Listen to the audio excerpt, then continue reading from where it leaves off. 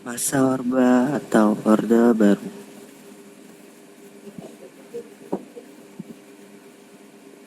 Yang pertama, rehabilitasi ekonomi Orde Baru. Rehabilitasi ekonomi Orde Baru adalah upaya untuk meningkatkan kesehatan dan stabilitas ekonomi negara-negara yang mengalami periode kebangkitan ekonomi setelah periode krisis atau kebangkrutan. Istilah ini sering digunakan untuk menggambarkan upaya yang dilakukan oleh pemerintah dan lembaga-lembaga internasional untuk membantu negara-negara yang mengalami krisis keuangan, seperti yang terjadi selama krisis keuangan global pada tahun 2008. Pada tahun 1970-an dan 1980-an, banyak negara-negara mengalami krisis keuangan yang disebabkan oleh berbagai faktor, termasuk ketidakstabilan politik, inflasi, dan ketegangan ekonomi. Pada saat ini, pemerintah dan lembaga-lembaga internasional mulai mengambil langkah-langkah untuk membantu negara-negara yang mengalami krisis keuangan, termasuk memberikan pinjaman, memberikan bantuan teknis, dan mengimplementasikan program-program struktural untuk meningkatkan stabilitas dan pertumbuhan ekonomi. Program-program struktural ini sering mencakup reformasi fiskal, deregulasi, dan liberalisasi perdagangan. Mereka bertujuan untuk mengurangi ketegangan fiskal, mengurangi beban regulasi pada bisnis, dan mempromosikan perdagangan dan investasi asing. Program-program ini sering diimplementasikan dengan bantuan lembaga-lembaga internasional seperti Dana Moneter Internasional dan Bank Dunia. Secara keseluruhan, rehabilitasi ekonomi Orde Baru adalah upaya yang dilakukan oleh pemerintah dan lembaga-lembaga internasional untuk membantu negara-negara yang mengalami krisis keuangan dengan memberikan bantuan dan mengimplementasikan program-program struktural untuk meningkatkan stabilitas dan pertumbuhan ekonomi. Lalu, yang kedua, kebijakan pembangunan Orde Baru. Pembangunan nasional pada masa Orde Baru. Pembangunan nasional adalah suatu rangkaian upaya pembangunan yang berkesinambungan yang meliputi seluruh kehidupan masyarakat, bangsa, dan negara.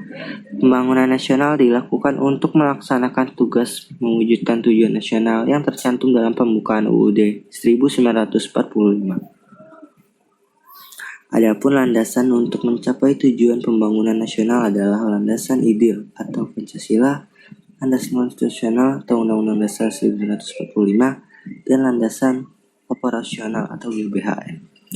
Untuk mewujudkan tujuan nasional, MPR menetapkan garis-garis besar haluan negara. GBHN merupakan pola umum pembangunan nasional dengan rangkaian program-program yang kemudian dijabarkan dalam rencana pembangunan 5 tahun atau REPELITA. Konsekuensi dari pertumbuhan ekonomi yang cukup tinggi akibat pelaksanaan pembangunan tidak akan bermakna apabila tidak diimbangi dengan pemerataan pembangunan. Oleh karena hal itu, sejak pembangunan 5 tahun tahap 3 atau 1 April 1979 sampai 31 Maret 1984, pemerintah Orde Baru menetapkan 8 jalur pemerataan. Selanjutnya yang ketiga, integrasi Timor Timur. Peristiwa konflik pada awal masa Orde Baru adalah integrasi Timor Timur. Adanya perang dingin dan konstelasi geopolitik kawasan Asia Tenggara. Saat itu terjadi perebutan pengaruh antara blok barat dan blok timur. Pada tahun 1975, Amerika Serikat mengalami kekalahan di Vietnam dengan berdirinya pemerintahan Republik Demokratik Vietnam yang komunis dianggap sebagai ancaman yang dapat menyebabkan jatuhnya negara-negara di sekitarnya ke tangan pemerintah komunis. Secara tidak langsung, dengan wilayah Indonesia yang sama di wilayah koloni Portugis atau Timor Timur yang berbatasan secara langsung dengan wilayah Indonesia, terjadi krisis politik. Krisis tersebut terjadi sebagai dampak kebebasan yang diberikan oleh pemerintah baru Portugal. Timor Timur menjadi bagian dari Indonesia pada tahun 1976 setelah Portugal meninggalkan wilayah tersebut dan terjadi pergolakan politik. Indonesia mengintegrasikan Timor Timur sebagai provinsi ke-27. Namun, proses integrasi ini disertai dengan ketidakpuasan dan perlawanan dari sebagian penduduk Timor Timur yang akhirnya memicu konflik bersenjata selama bertahun-tahun antara kelompok separatis Timor Timur dan militer Indonesia.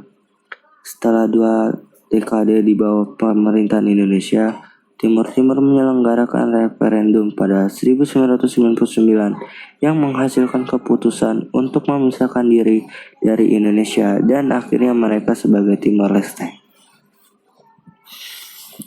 Lalu yang keempat, kebijakan politik dan ekonomi Orde. Pertama, pertumbuhan ekonomi. Secara umum, kebijakan ekonomi Orde Baru pada awalnya berhasil membawa pertumbuhan ekonomi yang tinggi dan stabil selama beberapa dekade, terutama pada 1970-an hingga 1980-an, dengan pertumbuhan rata-rata sekitar 7% per tahun. Lalu, ketimpangan sosial. Meskipun pertumbuhan ekonomi signifikan, kebijakan Orde Baru juga menciptakan ketimpangan sosial yang cukup besar. Pembangunan ekonomi seringkali terfokus pada wilayah perkotaan, sehingga perdesaan di wilayah luar Jawa kerap tertinggal. Lalu korupsi, kolusi, dan nepotisme atau sesingkatnya KKN. Nah, seiring berjalannya waktu, Orde Baru menjadi semakin otoriter dengan praktik korupsi, kolusi, dan nepotisme yang meluas. Kekuasaan yang sentralistik dan kontrol ketat oleh militer serta keluarga dan kroni Soeharto menciptakan sistem yang rentan terhadap penyalahgunaan kekuasaan. Lalu dampak politik. Dampak aspek politik, Orde Baru mengembangkan sistem otoriter yang sangat terpusat dengan peran besar militer atau ABRI. Melalui doktrin duifungsi ABRI, partai politik yang diizinkan beroperasi terbatas dengan Golkar sebagai kendaraan politik utama rezim. Kebebasan pers, hak asasi manusia, dan aktivitas politik sangat dibatasi. Lalu krisis ekonomi 1997 sampai 1998. Krisis moneter Asia memukul keras ekonomi Indonesia yang menyebabkan penurunan nilai tukar rupiah dan inflasi tinggi, serta kegagalan sejumlah bank dan perusahaan. Krisis ini memicu protes menandai akhir dari Orde Baru.